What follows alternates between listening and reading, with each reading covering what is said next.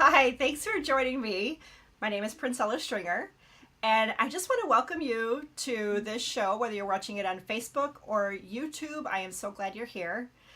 And I have a really special guest with me today named Kelsey. Now, we just talked about how to say your last name, Kelsey, and I've already bleeped it out of my brain. How do you say your last name? Chayne. Chayne, of course. Kelsey Chayne is going to talk in a moment about the Limitless Woman mindset. And I'm just going to ask her a question. But before we go there, I just want to invite you to, if you're watching this on Facebook, to like the Facebook page. If you're watching this on YouTube, please subscribe and also click the little bell so you can watch for any new videos that we have coming out. All the videos we have coming out on these pages are geared toward empowering women to live their limitless potential. And I hope that this video series that we're doing empowers you to go after the dreams and the goals that you have. And so on that note, I've invited Kelsey Chayne to come and visit to talk about what Limitless Woman means to her. But before we get to that question, Kelsey, do you want to share a little bit about what you do today? Sure. Well, I do a lot of different things right now. So how I got here, I guess, would probably be the most important part. So my journey so far is, I went to college. I went to school for event management and business management. And being very green, I didn't know what I wanted to do with that. It's very broad. Like, what do you do with that kind of, you could go anywhere. So I ended up moving to the Southwest Michigan area 6 years ago for my first job ever outside of college. And that was campaign coordinator for United Way of Southwest Michigan, basically nonprofit fundraising. And then through that's how I met you, through the Mosaic CCDA and all that good stuff. So then 2 years goes by, and I then got hired as the event manager for the Inn at Harbor Shores, and then was promoted to director of sales and marketing. And then how I'm here now is the position was eliminated. So I'm kind of in this like weird spot in my life where I'm like, what do I do? What do I want to do? I have so much opportunity in front of me that it's like, I don't even know where to look. I mean, I'm looking everywhere. I'm trying to figure out my next path. So entrepreneur would probably be the best way to describe me right now, because, I have a million things going on in my head. You and I just recently connected through a networking group, but then also we saw each other at the Small Business Day event. So there's a lot happening, and a lot of potential and a lot of very exciting things. Right. Like, your world is your oyster right now. And this is like Yeah. the opportune time to talk about what limitless means to you, because you're kind of going through that cycle right now. But I do know that with this mindset that you have naturally, you've started something locally here as well. What kind of prompted that to happen? That was so. What I started was I co-founded with a friend of mine called Future Leaders, and it's another networking group. The reason why we decided to open it is, one, networking is hard for people, and it's awkward. And how do you I mean, I am like extrovert, like on the off the scales extrovert. So it's super easy for me to walk into a room and like, okay, I want to talk to you. I want to talk to you. I want to talk to you. And I'm just going to walk right up and I'm going to talk to you, because that's just who I am. I'm totally comfortable with that. And nothing embarrasses me. My mother will tell you that. Nothing embarrasses me. So I will just I'll walk up to you and be like, oh my gosh, you have blue hair. I love that.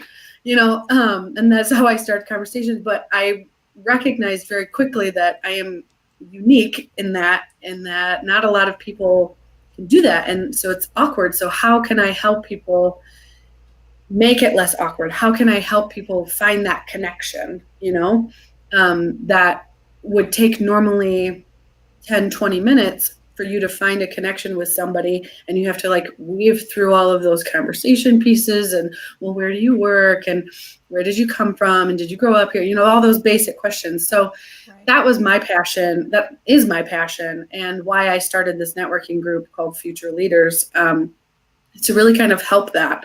I want to be a connector. One of our mutual friends, Patricia, I love how she's able to just immediately connect people. She knows exactly who you need to talk to. And that's a passion of mine as well. So that's kind of why I started Future Leaders. And we're only in our second month of actually networking, like meeting. It's been a few months longer than that, bringing it on and starting it and figuring out, what's our name going to be? Where are we going to meet? How long are we going to meet? That kind of stuff. But I felt like this area, Southwest Michigan, needed more opportunities to network. And so that was another big part of it. So that's kind of why me and my friend Thomas started the group. Yeah, and to add to what you were sharing about the area here locally needing this kind of group, I think what you and Patricia bring that's really special is that extrovertedness and your intention to understanding that it is challenging for people to connect. And so that's what is really missing here because there are other groups, right, that I don't know, in my opinion, maybe a little clicky, where it's kind Yes. of hard to just pop in there and Mm-hmm. and I don't mean to say anything negative about anything, but we get in our own comfort zone and I think that's where it Yeah. becomes clicky that we just got comfortable and maybe don't Mm-hmm. recognize the newbies that are coming in and so it just Yep. comes across a little bit tough to mingle. Mm-hmm. Absolutely. And so I mean, I have those days where I'm like, I just want to stay comfortable. I want to stay in my own little bubble, and I don't want to meet anyone new. But um, they're very rare. So I recognize that, sometimes it's not as rare for people to feel that way. And so when you walk into a networking group that has those clicks, everybody seems to know everybody already. How do I get involved? And it's really hard to just step up and walk up to someone and just start a conversation when they're already in the middle of a conversation with somebody else. You don't want to be the interrupter, Right. so yeah, it's really difficult. And yeah, and maybe there's a better word than click. We could say Right. comfort zone. That was what came to me, um, but yeah. yeah, but yes, you're right. And coming from someone who moved down to this area 6 years ago, even outside of the networking groups there are clicks, and the only way that you get in is if someone knows you and brings you in and likes you likes you enough to bring you in. Yeah, Likes you so enough to bring you so in, it yeah. even goes outside of just the networking groups. It's just groups in general in this area. And so that's kind of my passion, is to break those. And I love that. yeah, yeah. Yeah. And there are a lot of really friendly people in this area that are very Mhm. welcoming and inviting, such as yourself and Patricia and many people. And those are the ones that are really inspired to do something to help others that don't feel that kind of comfort level. So thanks for starting your group. And actually, I haven't, it's new, so I haven't been able to visit yet, but I'm looking forward to it. Thanks. Yeah, I can't wait. We're still obviously figuring out what that looks like. Originally, we started it because we wanted another area for young professionals to hang out in. But then I realized that it's not just a young professionals thing, it's an all age group thing. So Mm-hmm. now we're trying to look at, how do we welcome those outside of the young professional terminology. So changing our name maybe is what we do. I've been really promoting that it's not age specific or industry specific. Mm-hmm. All are welcome, but I do realize that the name can be, misleading. And a few people have expressed that. So we're still working through that. And I think we're still so new that, again, there's limitless opportunities for us. Yeah, So yeah. I'm very So excited. you know what I thought about young and young at heart professional. Such a Ooh, cheesy. that's a good one. Yeah, I've also been told Southwest Michigan leaders. I don't know. We'll see. Yeah. We'll see what Yeah. what we come up with. Well, I'm excited. I'm really excited about that, to have another casual outlet to mingle with other people and to have someone that kind of lead that path. I Mhm. myself, I'm more of an introvert, so I feel a little more comfortable behind the camera here versus. But lately, I said, I really want to expand that and explore that and get more comfortable with intermingling with people that I don't know very well. And Mhm. there are so many reasons why this is so valuable.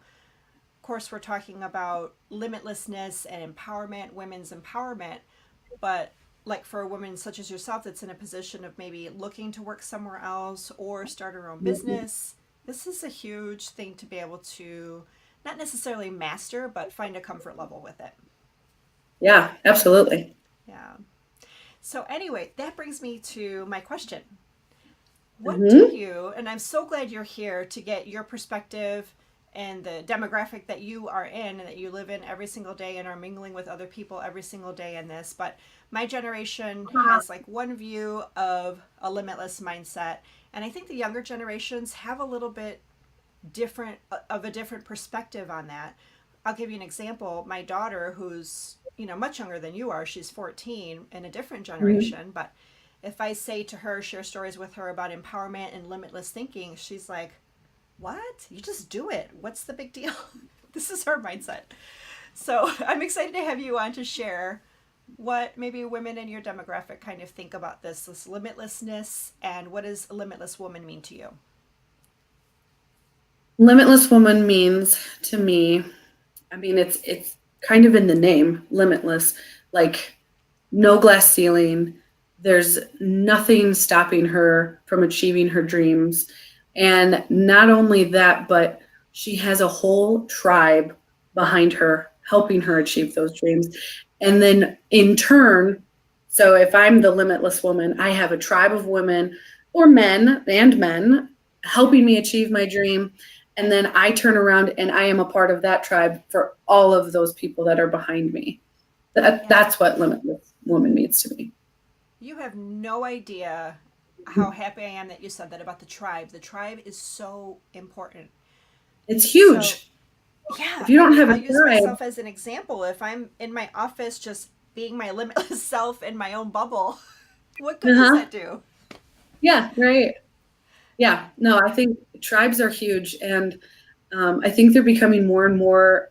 Uh, the term tribe, I don't think was really like used until recently. But I think that it's huge, and it's such a buzzword now that you can't not go anywhere and not talk about your tribe, right? Yeah, I totally agree. How does that show Mhm. up for you today? Oh my gosh. Well, considering the position that I was, so I'm, becoming unemployed has been so much harder than well, I mean, I don't think anyone will tell you that being unemployed is easy. And Yes. like getting to that point, and there's so many emotions that go with it.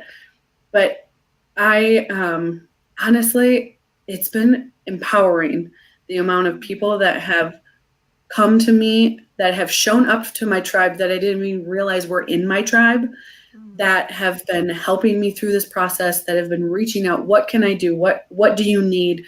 That there's so many people in my tribe that I don't even know what to tell them anymore because I'm like, oh, I'm like, I'm booked for meetings because people just want to meet and chat. I'm more busy now than I've ever been when I was working a full-time job. And I was pretty busy in some of the positions that I've held. So it's just been amazing. And I feel incredibly honored, empowered, and I love it. Like, What a I don't gift. love being unemployed. I mean, obviously, I have bills that I still need to pay. And so I'm still actively seeking. But I don't, if I didn't have the tribe that I had, and if the people that are behind me right now helping me, if they weren't here, I don't even know what I would do. Like, I Right. can't even tell you where I would be mentally if I didn't have them. Like, it's almost hard to explain. It's almost hard to describe because it's just, yeah. Yeah, I don't even want to think about it. I know. I feel every word you're saying right now because it is so true. And we feel like it's almost a depletion of energy to go out and make the connections and talk to people. But when we're in our toughest moments, that's when it really counts. Yeah. Oh, 100%. Yeah. Yeah.